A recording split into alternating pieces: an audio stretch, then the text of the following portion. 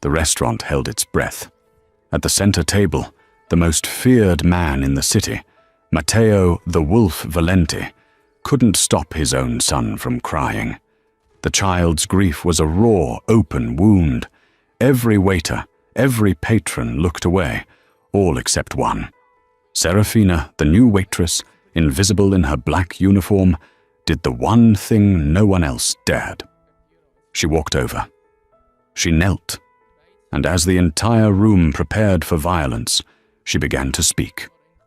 What she did next would change her life, and as the Mafia boss finally looked at her, he said the 5 words that would seal her fate. He needs a mother. Il Corvo Dorato was not merely a restaurant, it was a fortress of neutrality. Gilded in gold leaf and dark mahogany, it was the one place in the city where rival businessmen could dine without fear of bullets accompanying their branzino. The silence was expensive, the discretion absolute, and no table demanded more silence than Table 7, the permanent reservation of Matteo Valenti.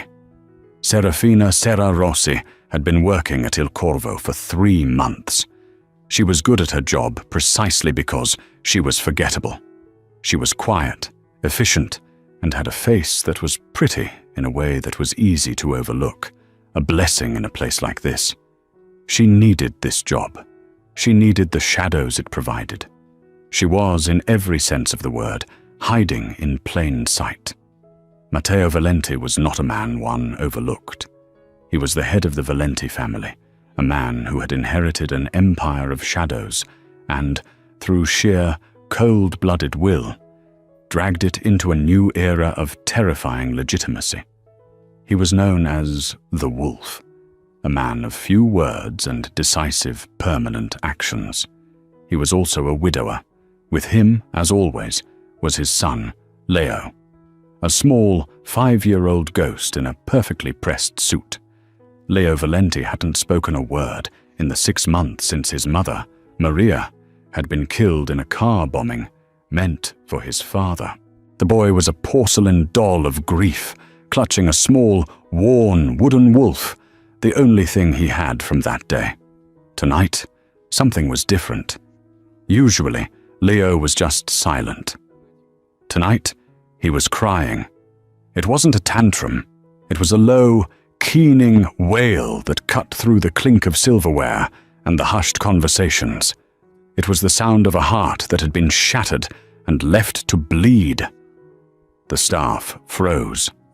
The other patrons, men with $1,000 suits and scars on their knuckles, stared fixedly at their plates. Matteo, the man who commanded the city's fear, was utterly helpless. He tried to pat his son's back. "Leo, basta. Enough." His voice, usually a tool of command, was rough and useless. Leo just cried harder, his small fists clenched. "Get Mr. Valenti's car," Sarah's manager, Dimitri, hissed at another waiter, his face pale with sweat. He looked at Sarah. "Don't go near that table, do you hear me?" But Sarah wasn't listening. She wasn't looking at the Mafia boss. She was looking at the child. She recognized the specific brand of loneliness in his eyes, the kind that comes when the one person who understands you is gone forever. She knew it because she lived in it. Against Dimitri's hissed warning, against every instinct for self-preservation that had kept her alive for the last 2 years, Sarah moved. She didn't approach Matteo. She walked directly to the side of the table and knelt, putting herself at Leo's eye level. She ignored the 2 bodyguards, Luca and Nino, who tensed behind their boss, hands moving inside their jackets. The restaurant went dead silent. Matteo Valenti turned his head slowly, his grey eyes, cold as a winter sea, fixing on her. A death sentence. Sarah ignored him. She looked only at Leo. "That's a beautiful wolf," she said, her voice soft. Not a coup, but a simple statement of fact. Leo's cry hitched, startled. He clutched the wooden toy tighter. "May I see him?" Sarah asked. Leo shook his head, tears still streaming. "That's okay," Sarah said, nodding. He looks very special. It's good to hold on to special things." She reached into her own apron pocket and pulled out a simple, tarnished silver locket. She didn't open it. She just held it in her palm. "This was my mother's," she said, her voice just for him. "Sometimes I hold it so tightly, I worry it will break. But it never does." Leo's eyes fixed on the locket. His breathing was still ragged, but the wail had stopped. Sarah continued, "It's hard, isn't it? Feeling so big and sad inside that you think you might burst. Like you're a bottle with too much soda and the cap is on too tight." Leo sniffled. He looked at this strange woman, then at his father, then back at her. "You don't have to stop crying," Sarah whispered, a secret just between them. "But sometimes it helps to have a hand to hold while you do." She didn't offer her hand. She just waited, kneeling on the expensive rug, her knees aching. Slowly, so slowly, Leo's small hand unclenched. He reached out and didn't take her hand, but instead his finger touched the silver locket in her palm. He traced the engraving, a simple flower. A single, shaky breath left him. And then he was quiet. Not a happy quiet, but a settled quiet. Sarah stayed there for a long moment, just letting him be. Finally, she gave him a small, sad smile. "You're very strong, Leo Valenti." She tucked her locket away and slowly stood up, her joints popping. She smoothed her apron, her face carefully blank, and prepared to be fired, or worse. She turned. Matteo Valenti was staring at her, his expression unreadable, carved from stone. The entire restaurant was watching. I apologize for the interruption, Mr. Valenti," she murmured, her eyes on his tie. "I'll have Dimitri remove the disturbance from your bill." She tried to walk away. "Stop." His voice was like gravel. She froze.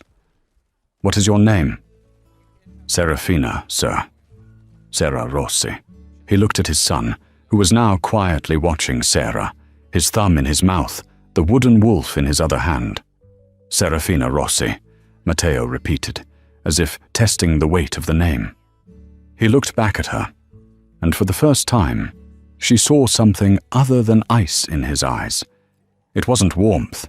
It was a raw, desperate calculation. "My son has not been calm in 182 days, Matteo stated, his voice low.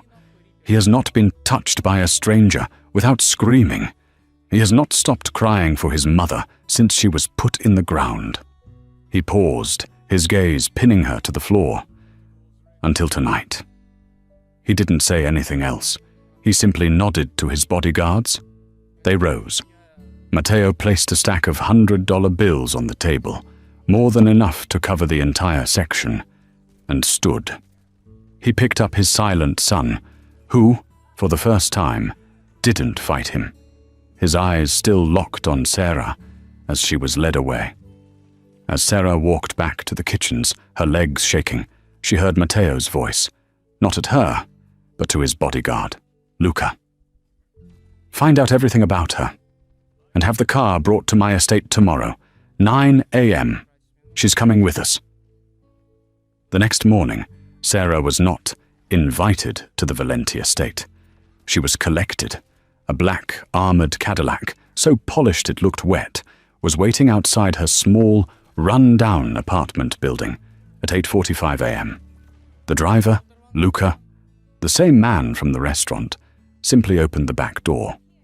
It was not a request. Sarah, who had been awake all night, clutched her worn coat and got in. She had no choice. You didn't say no to Matteo Valenti and expect to stay in the city, or perhaps on the planet. Her entire life for the past 2 years had been about avoiding men like him, and in one foolish, compassionate moment, she had walked directly into the wolf's den. The Valenti estate wasn't a house, it was a fortress. Set on a private, wooded hill overlooking the city, It was surrounded by a 10-foot-high stone wall topped with wrought iron. The gates opened with a silent, imposing swing, and they drove for another full minute up a pristine, tree-lined drive. The house itself was a sprawling, classical villa of pale stone and dark, shuttered windows. It was beautiful, but it had no warmth. It was a monument to power and, Sarah thought, to grief. Luca led her through a cavernous, marble-floored foyer, her worn-out flats squeaking pitifully, and into a study. The room was dark, panelled in the same mahogany as the restaurant. One wall was a solid pane of glass overlooking a somber, manicured garden. Matteo Valenti stood in front of it, staring out. He didn't turn around. "Leave us, Luca." The door clicked shut, the sound unnervingly final. Sarah's heart hammered against her ribs. "You're a hard woman to find, Serafina Rossi," Matteo said, his voice a low rumble. "No family. No social media. You've paid for everything in cash for the last 2 years. You've had 5 different addresses. You work at a restaurant you know is my territory. You're either stupid or you're running." Sarah's blood ran cold. He knew. He knew she was a ghost. I like my privacy, sir," she stammered. He turned, and the full force of his presence hit her. In the restaurant, he was a customer. Here, he was a king. Privacy is a luxury for those with nothing to hide. What are you hiding from? She swallowed. An ex-boyfriend. He was possessive. I needed a fresh start. It was a thin lie, but it was believable. Matteo studied her, his gaze stripping her bare. He didn't believe her. Not entirely. But he let it go. He had other priorities. "I saw what you did last night," he said, walking to his massive desk. "My son. The psychologists, the therapists, they are useless. They come here. They coo at him. They try to diagnose him. They treat him like he's a puzzle." "He's not a puzzle," Sarah said, her voice quiet but firm. "He's a child who lost his mother." Matteo's eyes snapped to hers. "And you know about that." "I know what it looks like," she said, her hand unconsciously moving to her pocket, where her locket was. To be left behind. An understanding passed between them, a dark, shared knowledge of loss. "I'm offering you a job," Matteo said, his voice all business again. "I'll pay you 5 times what you make at Il Corvo, a week, in cash." The amount was staggering. It was life-changing. "A job doing what?" "You'll be Leo's nanny." Sarah's heart sank. "Mr. Valenti, I'm not a nanny. I'm a waitress. I have no qualifications. What you saw last night was... it was just a moment." "I don't care about your qualifications," he said, stepping closer. He was tall, and he smelled of expensive cologne and something metallic, like power. "I care about results. For the first time in 6 months, my son slept through the night. This morning, he didn't fight his housekeeper. He's sitting in the kitchen, waiting. He asked for the locket lady." Sarah's breath caught. He asked?" "He pointed," Matteo corrected, "but the intent was clear. He wants you." Sarah was torn.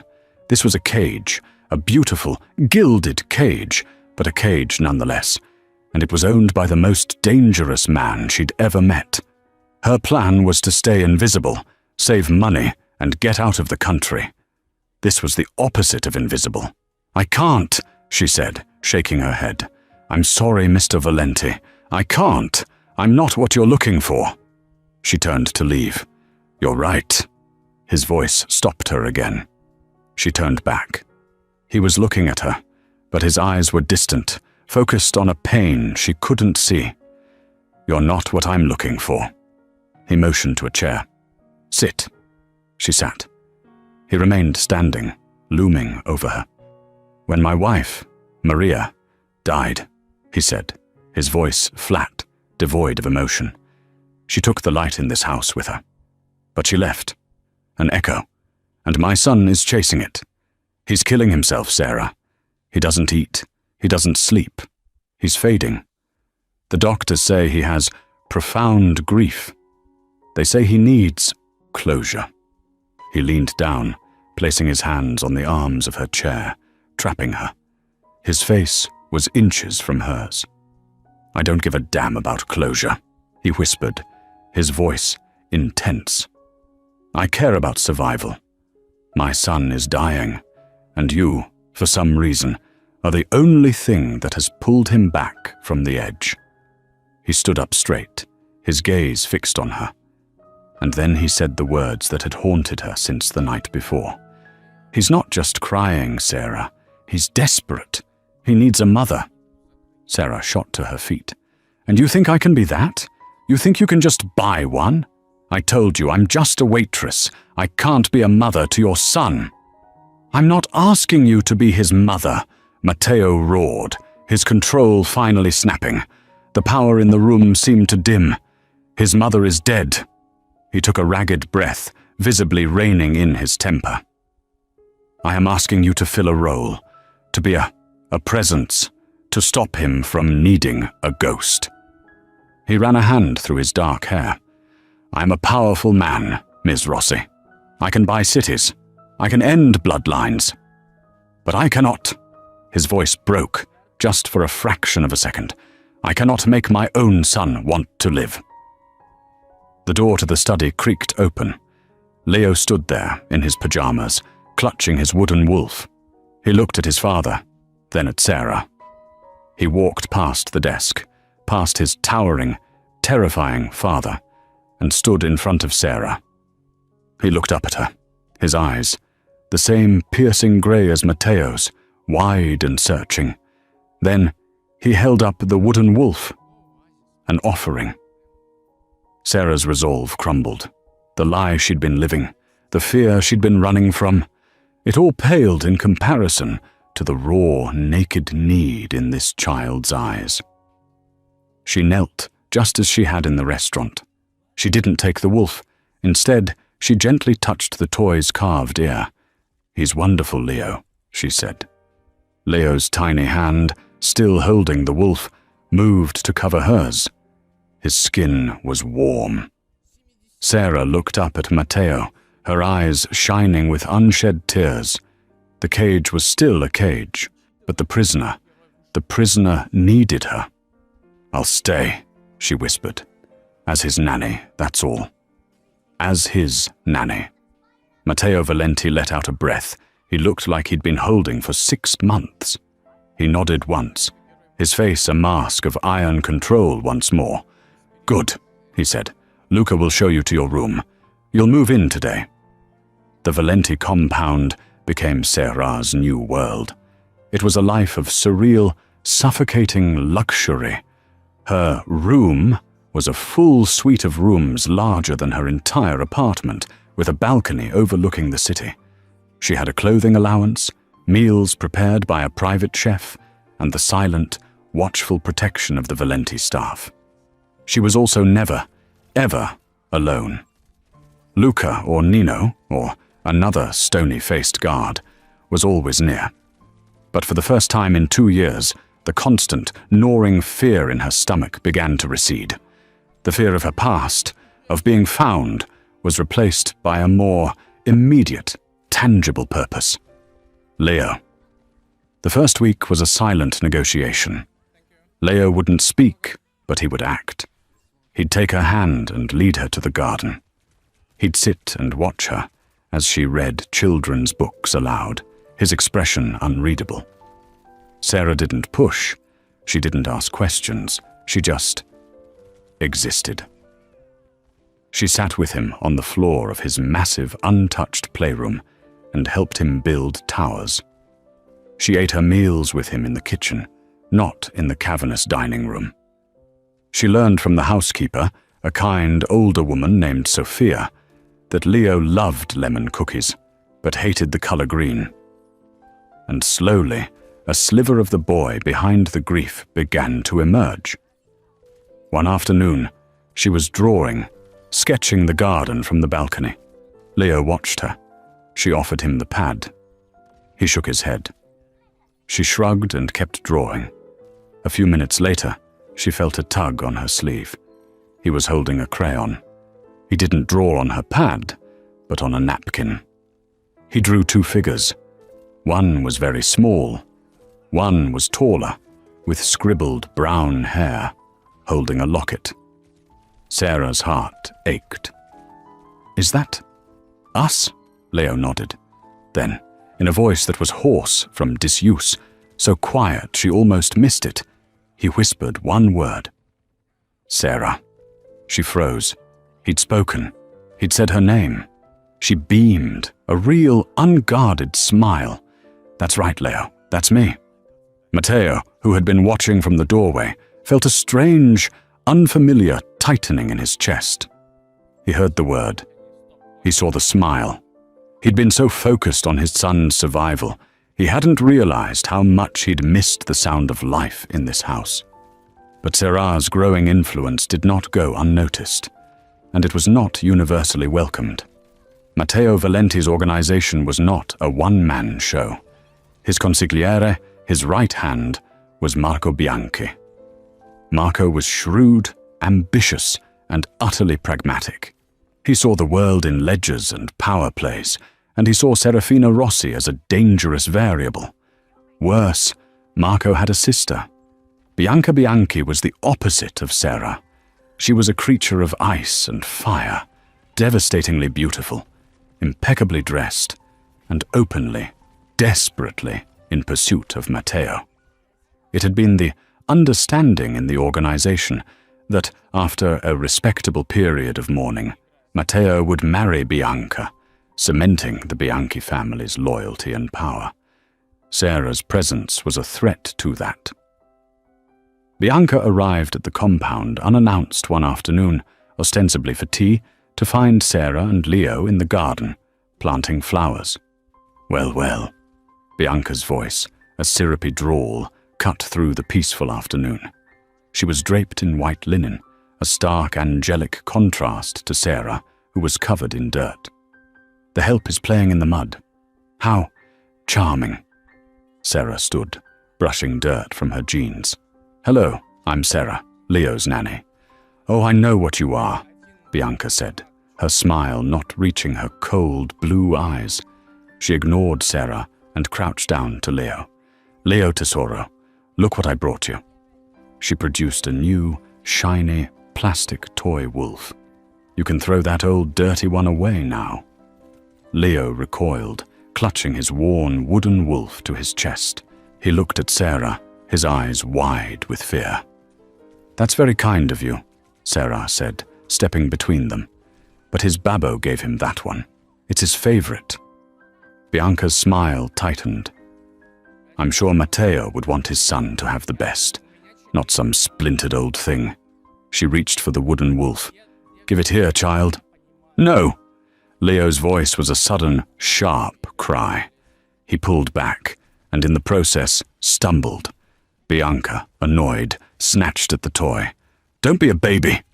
The toy flew from Leo's hand, hit the stone pathway, and broke. The head snapped clean off. Time stopped. Leo's face crumpled. A wail of pure, unadulterated anguish tore from his throat, a sound Sarah hadn't heard since the restaurant. "Oh, for heaven's sake!" Bianca snapped, standing up, disgusted. "It's just a toy." "Get out!" Sarah said. Her voice was not loud. It was low, and it was shaking with a rage that surprised even her. Bianca laughed. "Excuse me? Who do you think you—" "I said, get out." Sarah advanced on her, her eyes blazing. "He is a child, a grieving child, and you just broke the last thing he has of his father's. What is wrong with you?" Bianca, incensed at being challenged by a servant, raised her hand, her nails glinting. "You forget your place, you little—" She swung, aiming to slap Sarah across the face. Sarah's hand shot up and caught Bianca's wrist in a steel grip. The garden went silent, save for Leo's heart-breaking sobs. Sarah's knuckles were white. Bianca's eyes were wide with shock. "My place," Sarah said, her voice dangerously quiet, "is with him. And you will never touch him or me again."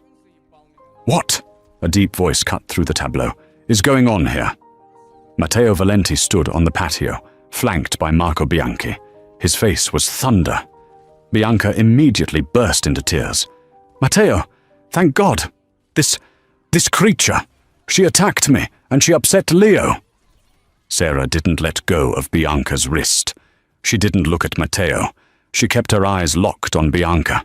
"She's lying," Sarah said, her voice clear. "She broke Leo's toy, on purpose. Then she tried to hit me." Marco Bianchi stepped forward. "Matteo, this is absurd. My sister would never. This girl is a liar, a common waitress trying to—" "She's not lying." Everyone turned. Leo had stopped crying. He was standing, shaking, his small fists clenched.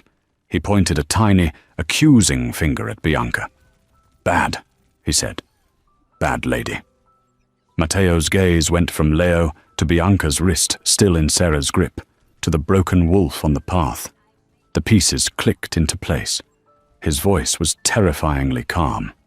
"Bianca, get out of my house." "Matteo!" she gasped, horrified. "You're taking her side?" "I am taking my son's side," he said. "Marco, take your sister home, now." Marco's face was a mask of cold fury. He despised this, the humiliation. He grabbed his sister's arm. "Come, Bianca, we are leaving." Bianca ripped her arm from his grasp and stalked away, her white linen dress swishing. The garden was quiet again. Sarah finally let her hand drop, her entire body trembling. She knelt and picked up the two pieces of the broken wolf. Her shoulders sagged. Matteo walked over. He didn't look at her. He looked at his son. He crouched down. "She's gone, Leo. She won't be back." Leo just looked at the broken toy in Sarah's hand. Sarah looked at Matteo. "I can fix it," she whispered. "I have wood glue. I can fix it." Matteo Valenti looked at this woman, covered in dirt, trembling but defiant, who had just faced down Bianca Bianchi and won. He watched as she gently took Leo's hand, placed the two broken pieces in it, and closed his small fingers around them. "We'll fix it together," she promised the boy. Matteo stood, his heart doing that strange, tight-chested thing again. He had brought her here to be a nanny, to be a shield for his son. He hadn't anticipated that she would become a warrior, and he hadn't anticipated that in doing so, she had just made a mortal enemy of his most trusted advisor. The incident in the garden changed the atmosphere in the house. Sarah was no longer just the nanny. To the staff, she was the woman who had defied Bianca Bianchi and survived. To Leo, she was a protector. And to Matteo, she was becoming a complication he hadn't foreseen. That evening, after Sarah and Leo had painstakingly glued the wolf back together and Leo was asleep, Sarah found Matteo in his study, a glass of amber liquid in his hand. "He's asleep," she said from the doorway. "Come in," he said, not turning. "Close the door." She did, stepping onto the plush carpet. "She will never bother you again," he said. "It wasn't me I was worried about," Sarah said. He turned, swirling the liquid in his glass. "You took a great risk today. Bianca is volatile." "She's a bully," Sarah said simply. "Bullies only have the power you give them." He gave a short, harsh laugh. "You have no idea what she is, what her brother is." He paused, studying her. "You're not afraid of me, are you?" "Yes," Sarah said honestly. "I am. But I'm more afraid of what happens to a child who doesn't have anyone to stand up for him." A long silence stretched between them. He gestured to the glass in his hand. "Drink?" "No, thank you." "Good." He took a sip. "Today, what you did for my son. Thank you." It was the first time he had shown her genuine, uncalculated gratitude. It disarmed her. He's a good boy. He just misses his mum. Matteo's face darkened. We all do. He finished his drink. Get some rest, Sarah. You've earned it. As she walked out, she felt his eyes on her. The line between employer and employee, between master and servant, was beginning to blur. But while Sarah had been building a bridge to the Valentis, Marco Bianchi had been sharpening a knife. He was humiliated. His sister was a wreck. His own position had been challenged, and it was all because of a waitress. Marco was a man who believed in facts, in leverage, and the facts about Serafina Rossi didn't add up. The thin, abusive ex-boyfriend story was a start. He'd had his tech team scouring public records, credit reports, anything. Serafina Rossi had been born 26 years ago, but she had no digital footprint before 2 years ago. No student loans, no credit cards, no social media, no family. She had paid for a new driver's license, in cash, 2 years and 3 months ago. She wasn't a person. She was a cover. He spent 2 days, sleepless, digging. He ran her photo through facial recognition databases, cross-referencing with old news articles, society pages, anything. He got a hit. It wasn't a strong match. It was a grainy photo from a society gala, 4 years old, a charity ball. In the background, a young woman with a different haircut, a different smile stood next to a man. Marco zoomed in on the man. His blood ran cold. Thomas Petrocelli. Thomas Petrocelli, the chief accountant and consigliere for the Falcone family, the Valenti's most bitter, most hated rivals. The man who, 2 years ago, had allegedly tried to turn state's evidence, taking his ledger books with him. The man who had been disappeared by the Falcones before he could testify, his entire life scrubbed from existence. Marco looked back at the girl, younger, happier, but the eyes were the same defiant, sad eyes as the waitress in Matteo's house. My God, Marco whispered. He'd found a ghost. He didn't call. He drove to the estate, bursting into Matteo's study without knocking. We have a problem, Marco said, his voice grim. Matteo looked up from his desk, annoyed. I'm busy. You're not busy enough for this. Marco threw a tablet onto the desk. On the screen was the grainy photo. What is this? Matteo asked. A society page? Look at the girl, Marco hissed. Look at her. Matteo looked. He frowned. It looks a little like Sarah. So what? Now look at the man beside her, Marco said, his voice trembling with a mixture of rage and triumph. Do you know who that is? Matteo squinted, and then recognition dawned, a slow, cold horror. Petrocelli. Thomas Petrocelli, Marco confirmed. The Falcone's consigliere, the snake who almost brought your father down. The rat Lorenzo Falcone supposedly gutted. Matteo stood up, his chair scraping loudly. What are you saying, Marco? I'm saying, the woman sleeping under your roof, the woman holding your son's hand, is not Serafina Rossi. Marco swiped to another screen, a digital file. Her name is Anna Petrocelli. She's the traitor's daughter, and she is a Falcone spy. The silence in the room was absolute. Matteo stared at the image, at the face of the smiling girl, and saw only the face of the waitress who had charmed his son. She's been playing you, Marco said, pressing his advantage. Playing all of us. She comforts your son. She stands up to my sister. She worms her way in.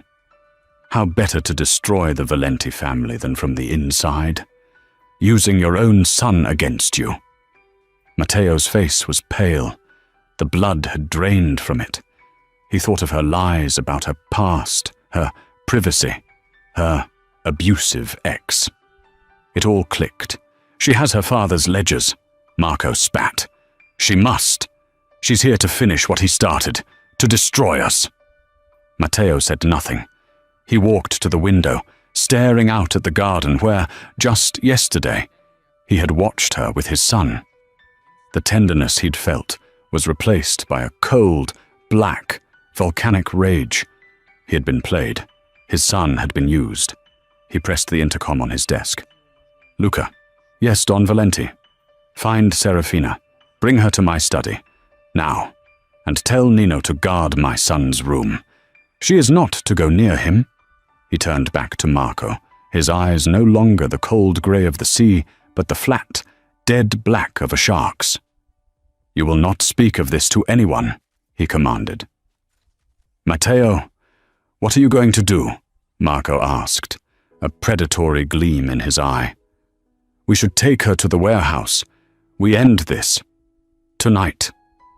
"No," Matteo said, his voice a low growl. "First, she's going to tell me the truth. And then I'm going to make her wish she was never born." The door to the study opened. Sarah stepped in, a small, questioning smile on her face. "Mr. Valenti? You wanted to see me?" Her smile died when she saw his expression, and Marco Bianchi, standing by the desk like an executioner. "Close the door, Anna," Matteo said. The name hit her like a physical blow. She stumbled, her hand flying to her throat, to the locket hidden under her shirt. I don't know who you're talking about." "Don't!" he roared, slamming his fist on the desk. "Don't you dare lie to me again!" He strode across the room and grabbed her arm, his fingers biting into her skin like a vice. He dragged her to the desk and spun the tablet around. "Anna Petrocelli!" he snarled, jabbing a finger at the photo. "Daughter of Thomas Petrocelli, the Falcone family's snake. You come into my house, you put your hands on my son, you lie to my face."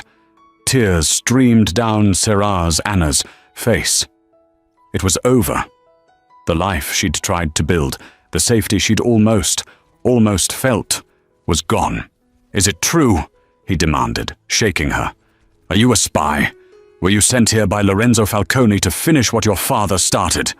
"No," she cried, the truth finally tearing out of her.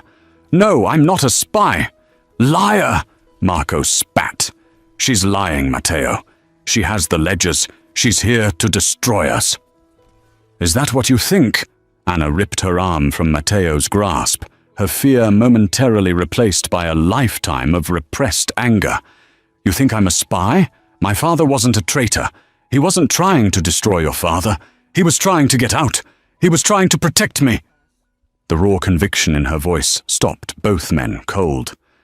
"Lorenzo Falcone," she said, the name like acid on her tongue.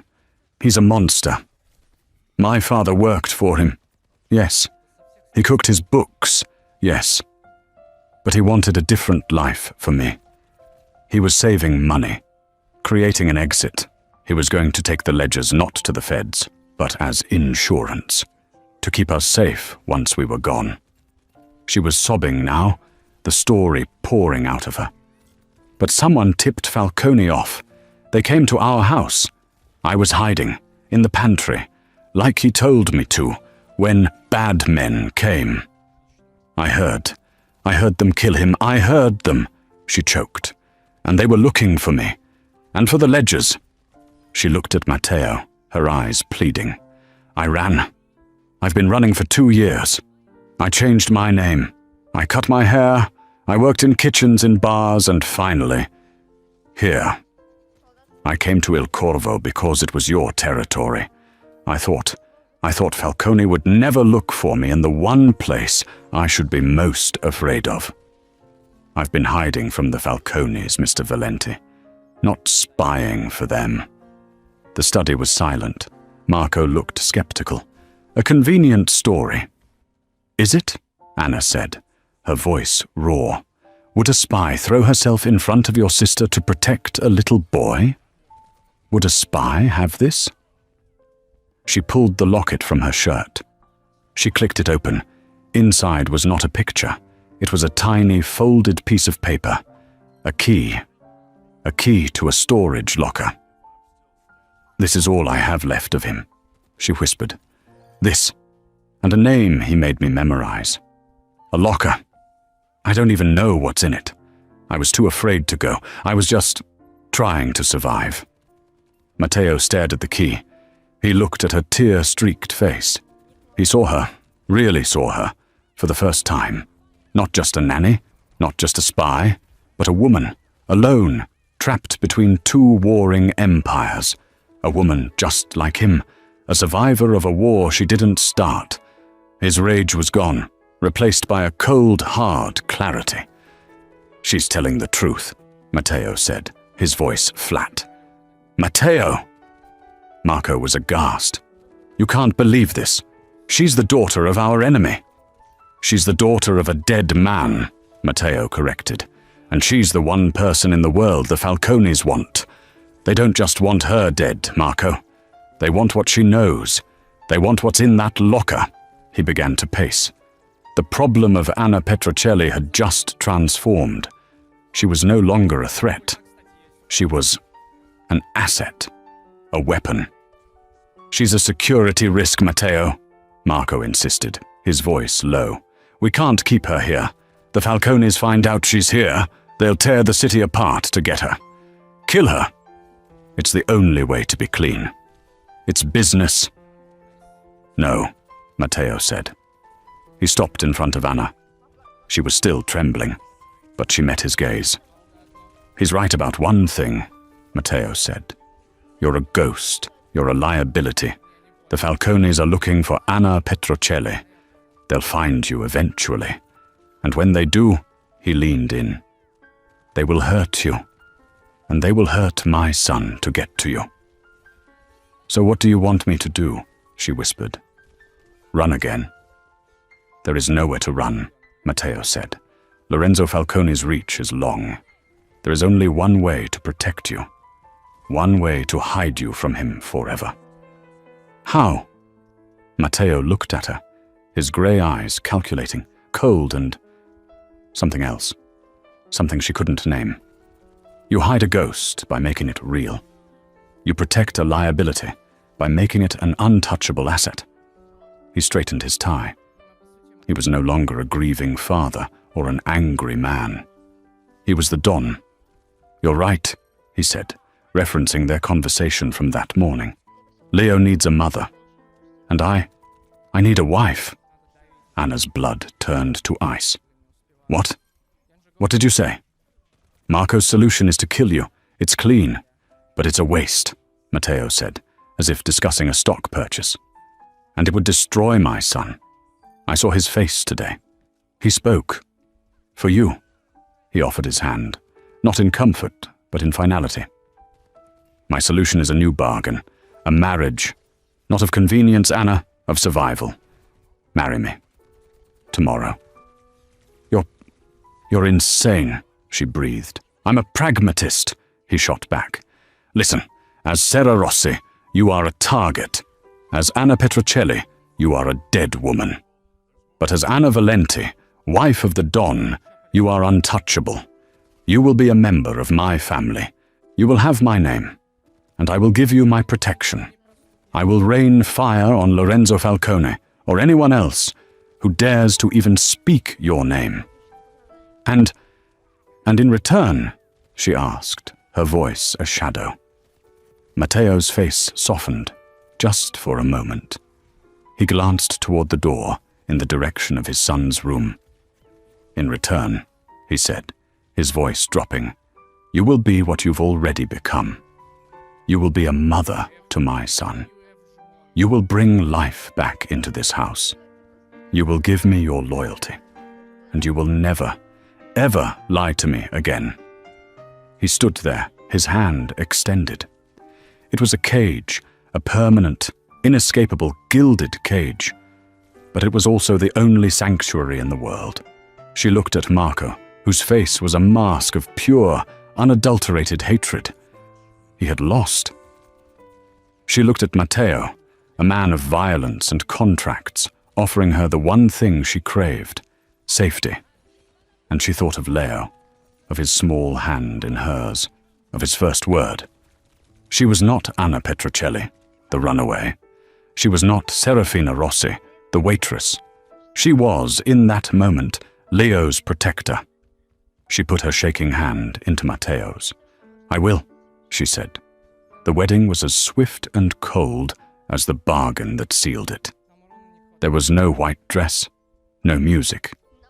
It took place the next day in Matteo's study, the same room where Anna's life had been torn apart and rebuilt.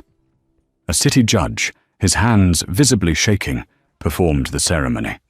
The only witnesses were Marco, his face carved from ice, and Luca, impassive as ever. The only guest was Leo. He wore a small black suit, and he didn't understand what was happening, but he knew it was important. When the judge asked for the rings, Leo, who had been coached by Sarah, walked forward, holding a small velvet pillow. As Matteo took the simple platinum band and slid it onto Anna's finger, his hand was warm.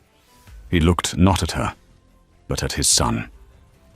"With this," he said, his voice a low vow, "I pledge my protection to you and to our son." Anna's vow was just as simple. "I pledge my loyalty to you and to Leo." When the judge pronounced them man and wife, Matteo did not kiss her. He simply nodded and then crouched down to Leo. "Sarah," he said, "is our family now. Leo, her name is Anna Valenti. She's going to stay with us, always." Leo, who had been watching the ring on Anna's hand, simply smiled. He leaned in and, for the first time, gave Anna a kiss on the cheek. It was the only real, warm thing in the entire terrifying ordeal. The news hit the underworld like a grenade. Matteo Valenti marries Nanny. It was a scandal. It was a sign of weakness. To Bianca Bianchi, it was a declaration of war. To Lorenzo Falcone, it was a curiosity. Marco, furious but bound by loyalty, had put out the official story. The Don had been quietly courting the nanny, and for the sake of his son, had made it official. It was a love story. Lorenzo Falcone, a man who looked like a jovial grandfather and had the heart of a serpent, didn't buy it. He ran the name Serafina Rossi. He too found the paper-thin cover. But unlike Marco, he didn't have the photo to connect the dots. Not yet. But the marriage had an immediate and dangerous consequence. It enraged Marco. He saw Anna as a usurper, a snake who had tricked her way into the family. He began, in small, subtle ways, to undermine her. He and Bianca worked in concert. Bianca would, accidentally, let slip to other Mafia wives that the new donor was common, uneducated. Marco, meanwhile, would protect Anna by restricting her access. He'd forget to inform her of family dinners. He'd give her bad advice on how to manage the staff, designed to make her look foolish and weak. He tried to isolate her. It didn't work. Anna had spent 2 years being invisible.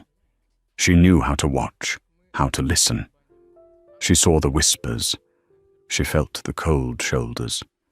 But she also wasn't Sarah anymore. The first test came at a formal Valenti family dinner. Bianca was there, oozing contempt. She watched as Anna, unused to the formal setting, nearly used the wrong fork. "In my family," Bianca said, her voice loud in a lull in the conversation, "we were taught which forks to use.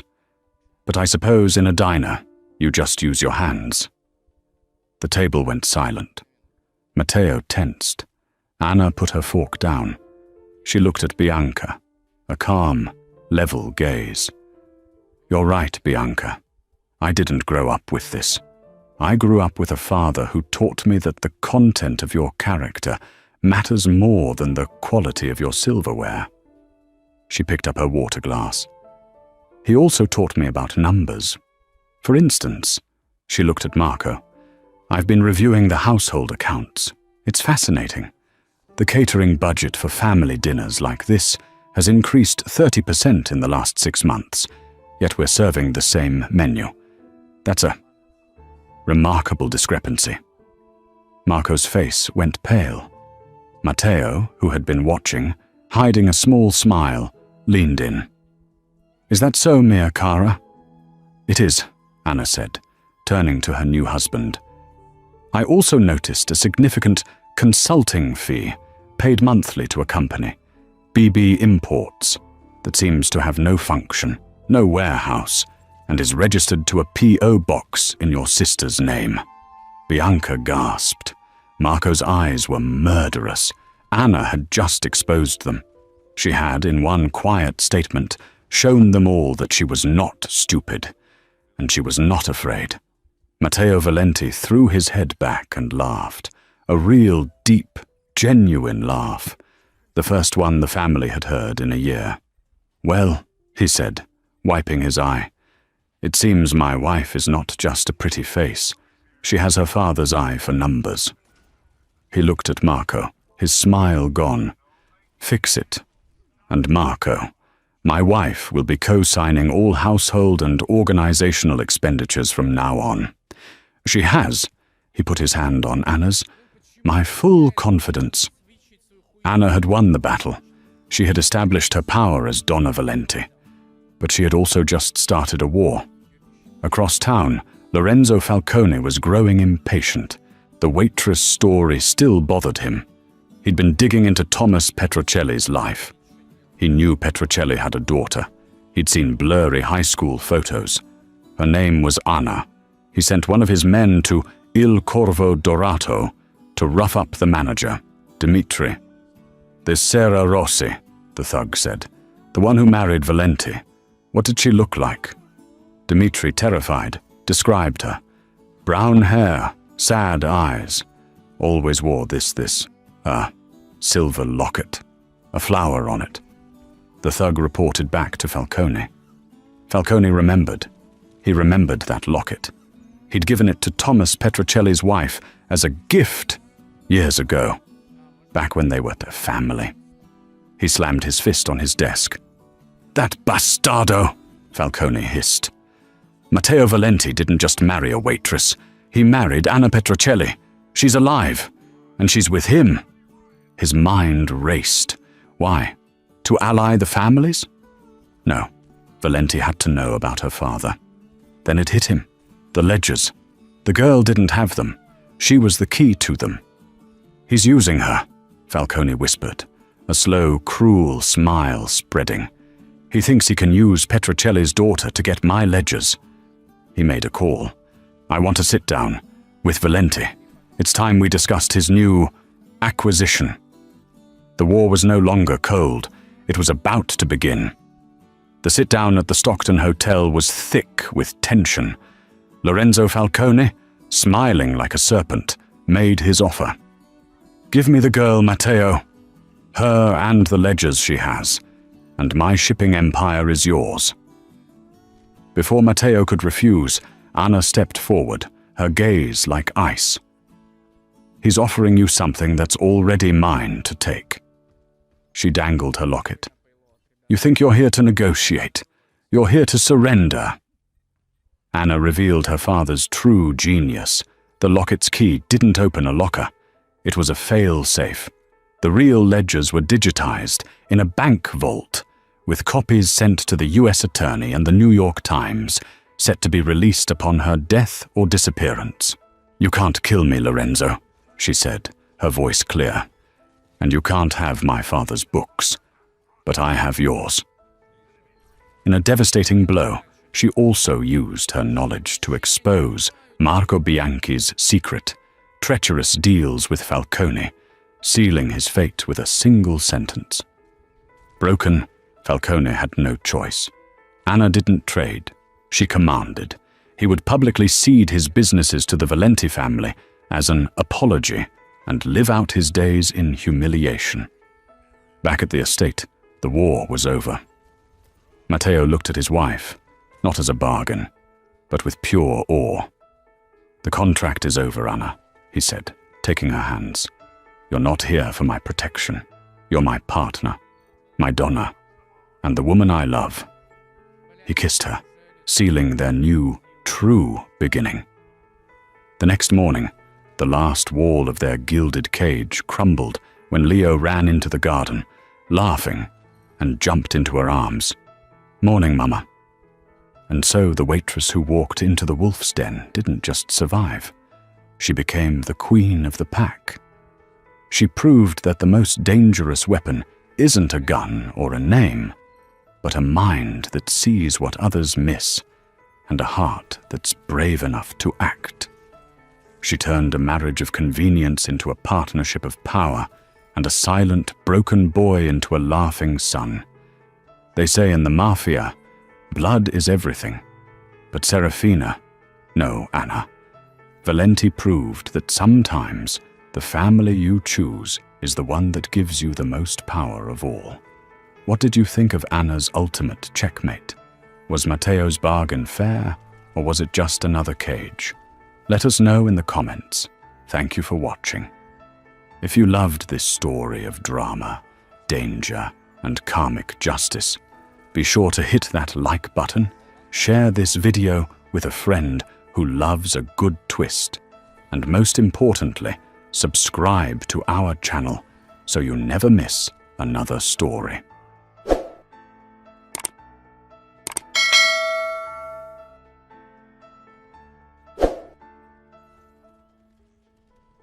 Красят яйца и пекут куличи. И делают Пасху. Вот, все, что я знаю. Кайф. Я этим не занимаюсь. А вы занимаетесь? Привет, Флеймер. Короче, вот такие грустные дела. Сейчас припудрюсь.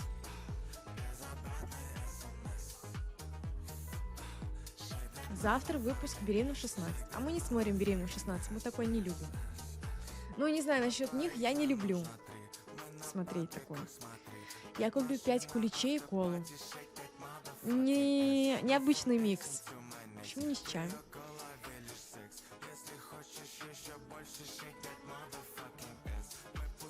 Нет, он постоянно ест морковь. Он обожает морковь. Кулич покупай, яйца покрашу в луке. По-модному, вон Каспирита занимается.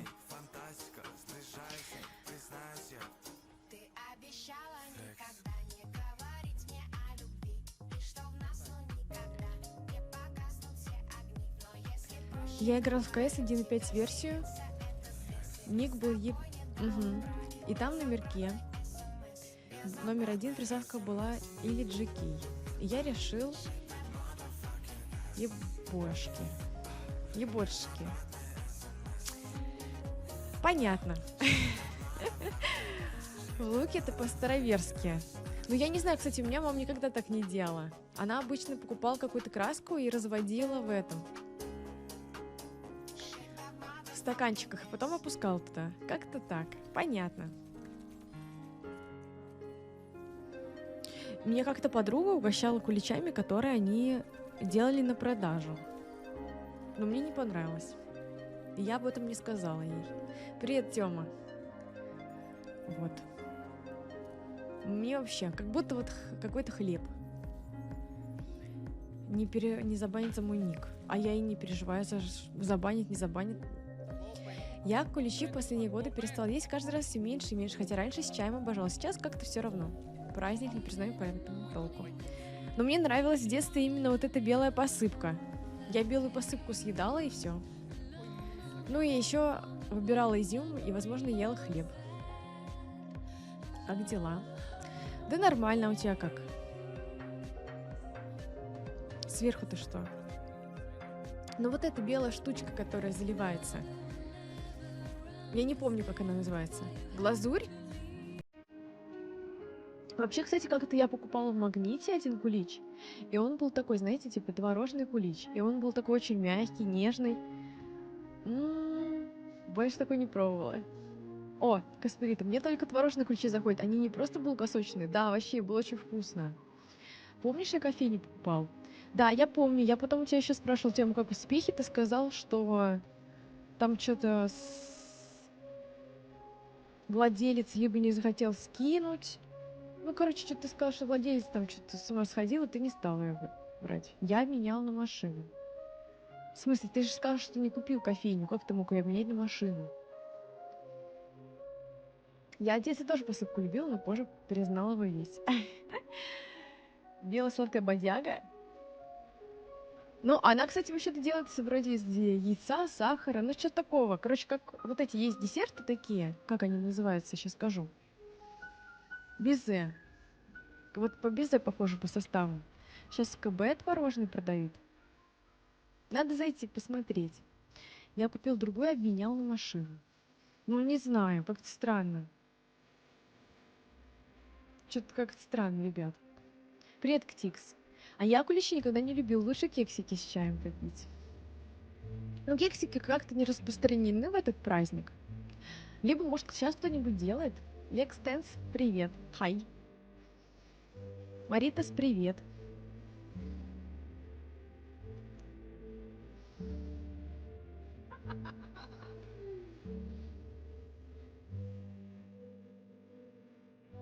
Как у вас дела? Что хорошего расскажете?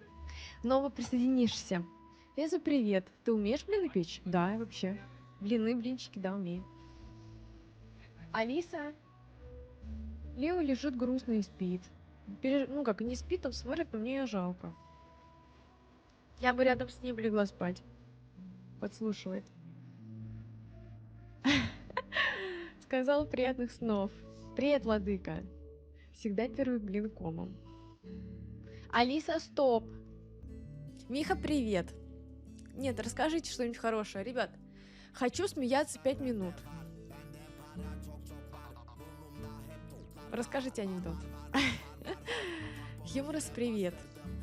Как Лео поживает этой ночью, не наваливал контента? Наваливал, ребят. Как раз жаловалась, что наваливал, записала его сегодня к врачу на 15:10. Вот. Сейчас собака у меня голодная. Не, на самом деле позитивное то, что он такой, типа, ну, веселый, как бы активный живчик. Не то, что он грустит. Как бы это уже плюс. Нет, загадку не хочу.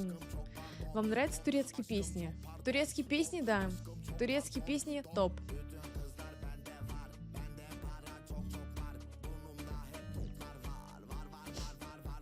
А при чем тут блины?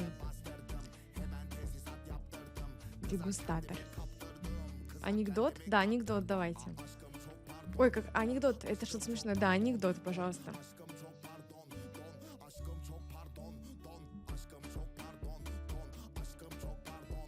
А он тебя не хочет. Понятно, понятно, вот так и живем. Так и живем. Привет, Редарк Дюк. А че ты ВКонтакте зашел? Как там работа? Эджимис Энигма, привет. У меня на работе завал, поэтому хороших новостей нет. Единственное, что могу высказать, что ненавижу прокуратуру. Они у нас занимаются вообще не тем, чем должны. Интересно. Чем они должны заниматься и чем они не занимаются? Я тоже турчанка, решил проверить трансляцию, там играл турецкая песня. На прошлой трансляции ты имеешь в виду Экстенс? Или где? Все, собака устала и спит.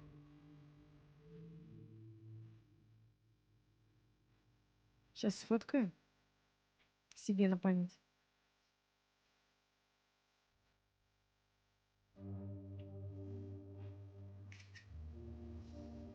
Да.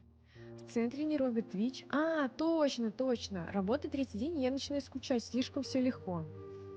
Нет, ну если хорошая зарплата и все легко, надо вообще радоваться. Как тебе такой ретардит? Привет, Седжа. Сфоткала. Да, это я Лео сфоткала. У тебя тоже все фотоленты в телефоне в собаках и кошках? Угу. Да. Ну еще я улицу фоткаю. Там я в тот раз гуляла, и там были на кустике воробьи. Ну такой, знаете, может какая-нибудь сирень была. Вот я этих воробьев фоткала. Тоже завал дедлайн, но время попинать балду и покушать нахожу. Не, ну как без этого-то? Ладно, хоть не в счетчиках. Блин, вы мне напомнили, надо за квартиру заплатить. Нет, я, конечно, вчера помнила, но сегодня я уже забыла. Надо написать, что я приду. Я не понимаю, но мне весело. Плюс. ЗП норм скучновато. Нет, ну прикинь.